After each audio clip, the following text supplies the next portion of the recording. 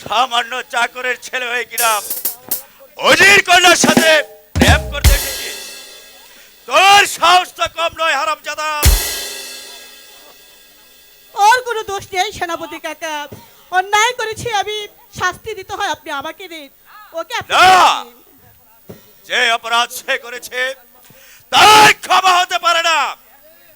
আমি এখনই চাপকে ওর পিঠের ছাল তুলে নেব। ময়না কাজল, ভিখারির বাচ্চার এত বড় সাহস! না, বল! না, অজিত বল! কাকা, বল! অজিত কাকা, বল! ওকে মারো। আহ, ওঠো কাজল, ওঠো। ময়না বল, কোন সাহসে অজির কন্যার সাথে প্রেম করতে এসেছিস? সেই কৈফিয়ত আমি আপনার কাছে দেব না। তবে রে শয়তানের বাচ্চা, বল!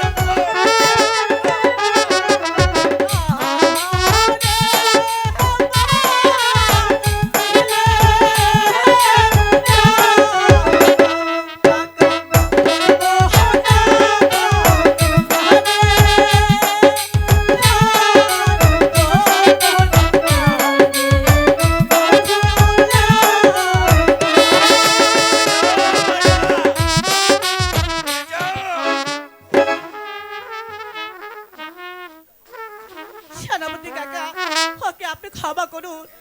বেশ, তোমার অনুরোধে আজ ওকে আমি ক্ষমা করলাম।